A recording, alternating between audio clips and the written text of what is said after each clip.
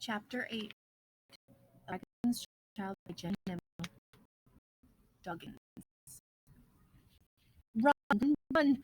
cried men. The wicked people were staring at the trees in horror. They hardly noticed Dando racing through their midst. He scampered under bushes, out onto the cliffs, and down to the sand. And then he ran from beach to beach and down a new cave, a deep, dark, hidden cave, an entrance so well concealed that only the bird sharp eye could have seen it. "What's the matter with you?" Grimald roared at his people. "You afraid of howling? Light the torches, and into the forest with you. Come on, I'll lead the way." The fabulous beast could wait a while. Great Smold wanted to know what sort of creatures were making that horrible noise. The welcome people felt ashamed. They were strong and fierce. They shouldn't be afraid of a noise, however terrible. They lit their torches and ran into the forest. Deeper and deeper they went, until darkness smothered the light, and the flames began to waver in the airless crush of leaves and branches. Deeper and deeper, while the howling faded in a distant wail, and at last the Welkins were almost lost in the thick, dark silence of the forest. And then, in the glimmer of dying flames, Great Smold caught just one glimpse of a horrible creature before it vanished. "Doggins," he whispered. "That's what they are. I've heard stories of what they can do. Come, let's go back and make the campfire safe." The Welkin people hardly slept a wink that night. They took turns pacing around the camp, torch in hand, peering into the darkness, ready to call warning if the Doggins attacked. But Manon was so happy to know the little dragon was free, she crept into her shelter, pulled a blanket over her eyes, and fell fast asleep. Next day, the Welcome people built a stout fence around their camp and a high tower where one of them could sit all day, observing the edge of the forest. But the Doggins never attacked in daylight. They came out at night, howling and screeching outside the fence, but never daring to go farther. The Welcome people left their torches burning all night long, and the Doggins kept their distance at first. They were afraid of fire. Soon the Doggins grew bolder. They would shake the fence posts, tear the posts, and thrust their long, hairy arms through the wood.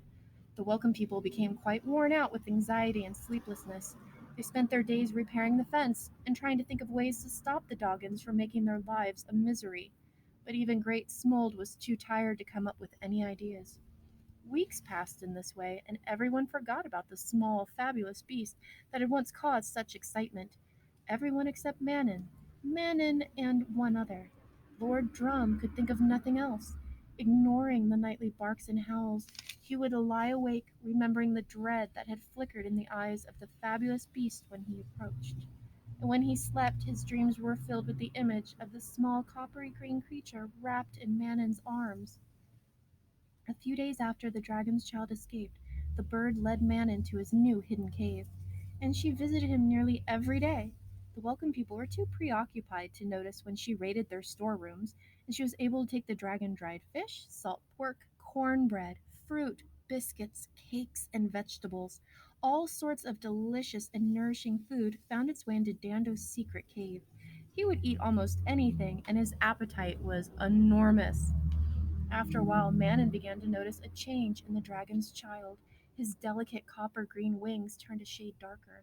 The spines on his back hardened into spiky triangles that prickled her hands when she tried to stroke him. Very soon, it became impossible to put both arms around the dragon's neck. He had grown too big. And his welcoming grunts were now accompanied by tiny sparks that stung Manon's cheeks. One day, when Manon slipped out of the storeroom with a bucket of corn, she found Lord Drum barring her way. "I've been watching you," he said. "You've been stealing our food." Manon glared at Lord Drum. "I'm hungry," she said, "and it isn't stealing. I work hard for what I get." "But it's not for you, is it?" Lord Drum plunged his hand into the bucket and brought out a fistful of corn. "It's for the amazing beast. I know it is. Can't he catch his own food yet?" "It's none of your business," snapped Manon. "Yes, it is. He belongs to me. I caught him." "He doesn't belong to anyone," Manon declared, "and you'll never, ever see him again." "I'll follow you," said Lord Drum, "and I'll find out where he's hiding." Manon dropped her bucket. "You'll be sorry if you do," she said in a low whisper.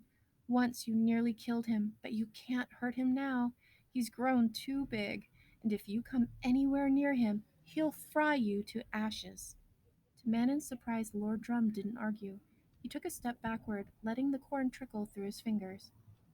Will he always hate me? He asked with a catch in his voice.